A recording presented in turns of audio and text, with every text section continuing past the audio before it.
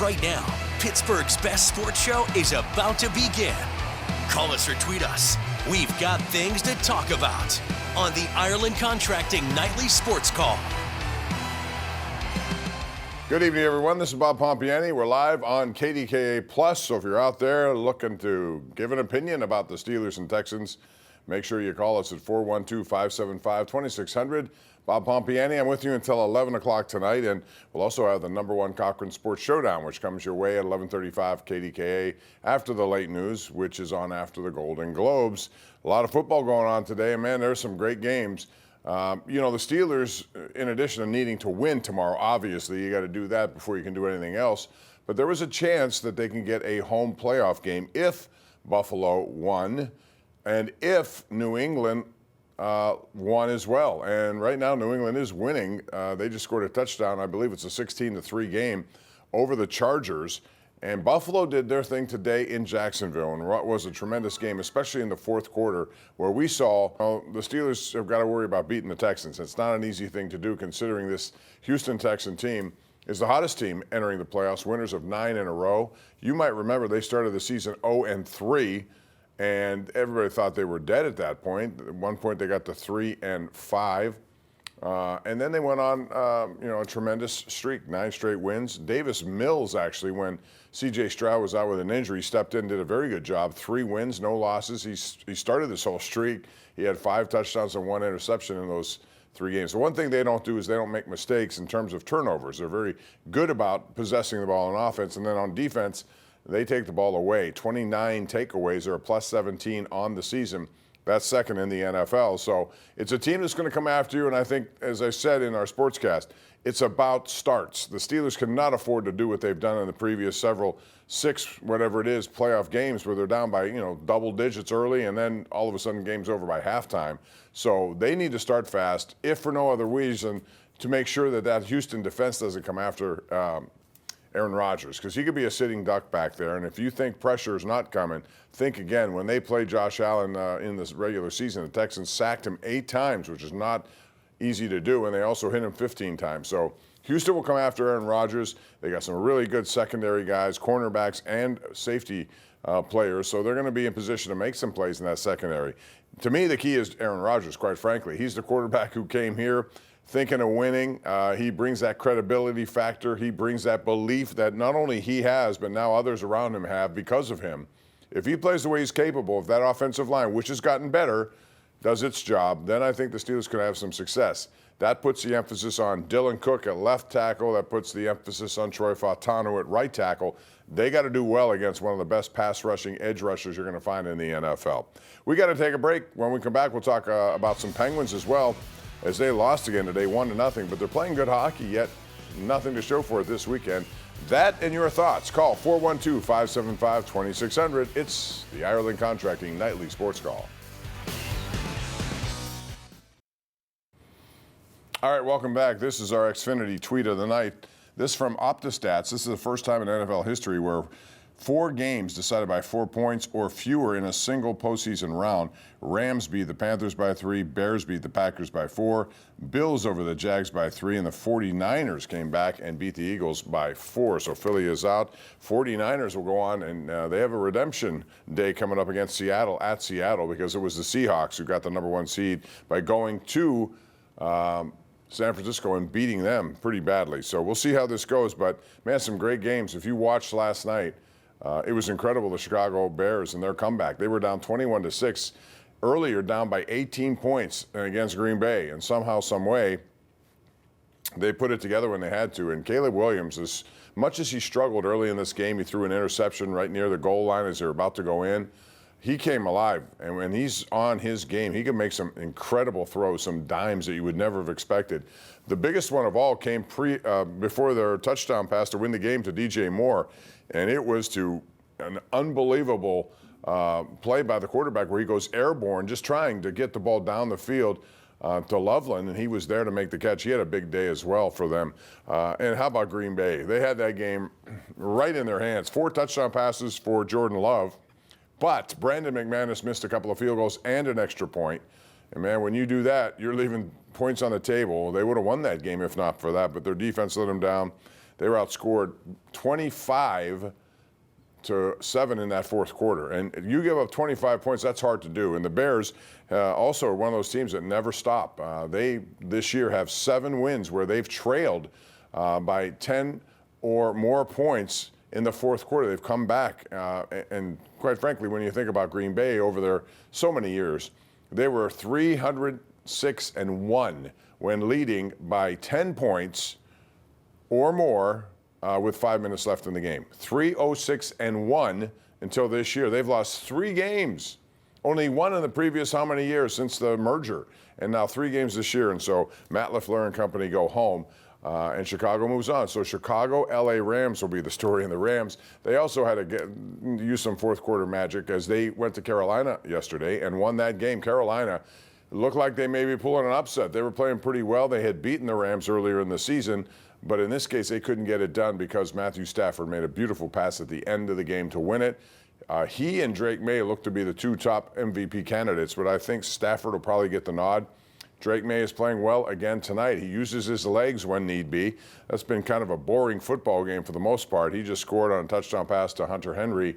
So it's 16-3 at that point. The Patriots are a good team, and when you play them in Foxborough, and that looks like where the Steelers are going to have to go if they should win tomorrow night. So no home game unless the Chargers come furiously back in that game in the fourth quarter to beat the Patriots. It's going to be Pittsburgh, if they win, against the New England Patriots for the right to get to the AFC Championship game. But let's talk about that. 412-575-2600 is the number. And I had a feeling we have a light night on calls here, Jeremiah. So you may want to just get on the microphone and help me out here. But I think the Houston Texans are a team you got to watch out for because of not just their great edge rushers, but they got some players on their defensive line who can get to the quarterback without the help of those rushers. They can get some guys in the secondary to make plays.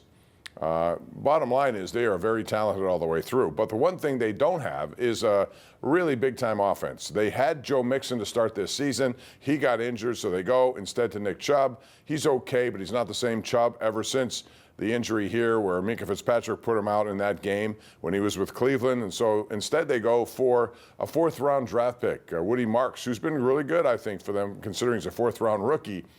But they don't have all that much after that. They do have a talented tight end who I think is a guy that you have to watch out for, as well as Nico Collins. He can be a game breaker, and I would imagine Joey Porter Jr. will be the guy in his area tomorrow night. We'll see how that goes. In the meantime, the Penguins played. As I said, they lost yesterday to Calgary. That's the one you didn't want to lose. Calgary was struggling. They had lost 4 in a row.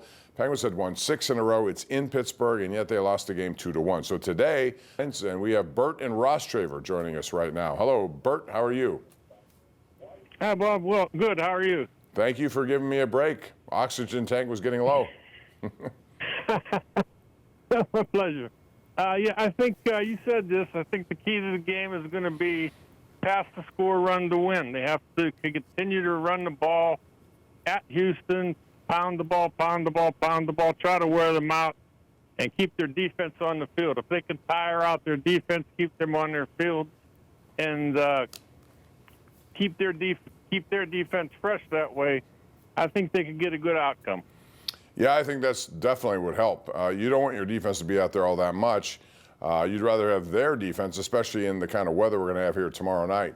Another interesting thing is the return of DK Metcalf, who will definitely be a factor. Whether or not he catches a lot of passes or not, he will be a factor. You have to account for him. You have to make sure one of those 2 corners, whether it's Lassiter, whether it's Stingley, is on him. However they rotate that or figure that out, that's on them. But it should create openings for others. And Calvin Austin is a big game guy. You've looked at some of the games last week. He had to go ahead and winning touchdown on that beautiful pass by Aaron Rodgers. You also have Pat Freiermuth, who's been getting open and not being ignored over the middle of the field. And I think that was one of the keys yesterday or last week.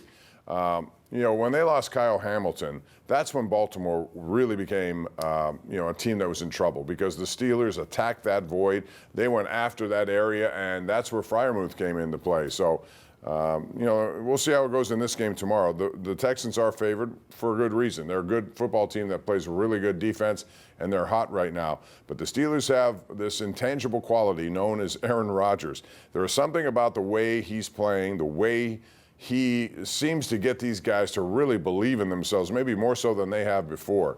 And when he has opportunities to make play, he does. Again, they have to protect him. The key is the offensive line for the Steelers. It's been all year, but they're playing pretty good football right now with some good young players like Zach Frazier at center, like guys, Troy Fautano on his second year. Mason McCormick's been a beast over there. He's been there all season long, done a good job, and now Dylan Cook steps in and does a good job as well. So they have to protect him, and those two tackles in particular are going to be the two biggest players on that offensive line. Stan in Bethel Park joins us right now. Hey, Stan, how are you? I'm fine, Bob. How are you? Good, thank you. What's going on? I just wanted your opinion on if the Steelers win tomorrow night, which is a big F, okay, and they have to go to New England to play, what do you think their chances are of winning? I mean, based on the fact that we beat them earlier in the season. Yeah, but that was also more of a break, too, you know, Stan? I mean, they turned the ball over 5 times. Credit the Steelers for doing it. But I don't know you'll see a repeat performance by that, and they may use that as something to motivate themselves. New England at home is a tough place to play, and I thought the Steelers that day back early in the season were outplayed by the Patriots. It's just that they made so many mistakes that they couldn't overcome them. So that's going to be a tough game. But, you know, you got to play tough games this time of year. Tomorrow's no picnic either. No matter who you play, when you play, or where you play, you got to come up with some big-time production. And we'll see if they could do that starting tomorrow against the Texans. All right, let's go back to the lines. We have Pete in Bethel Park. Hello, Pete. How are you? Good. How you, Bob? Good. What's going on? Hey, I got a question for you. Not relevant to current events, but something I've wanted to ask for years. Okay. Back to the Steelers Super Bowl win over Arizona. What's that now? 15 years ago. Yeah, it's been a while. In my mind again.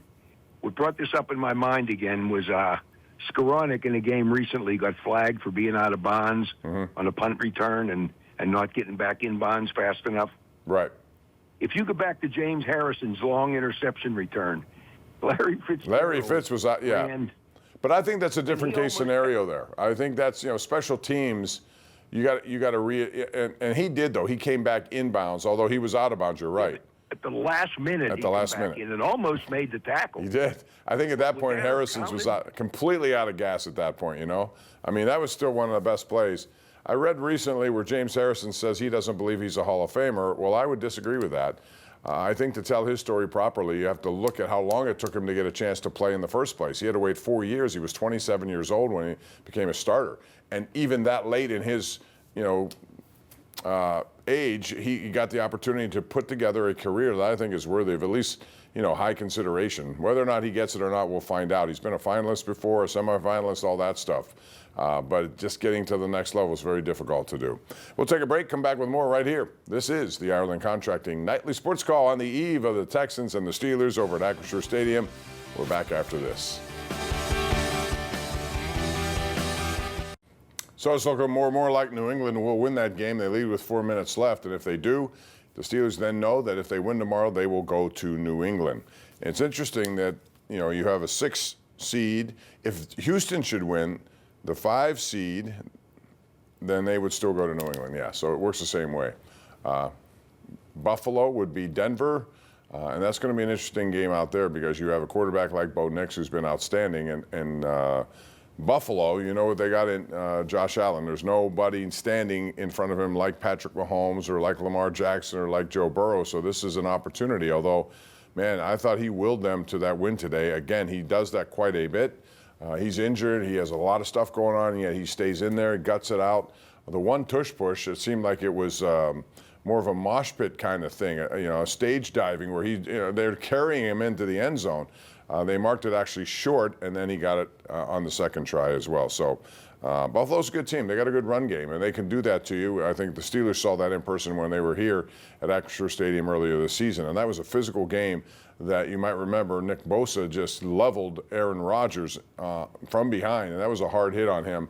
He may get some of that tomorrow against Houston. He's going to have to really, be tough as he is.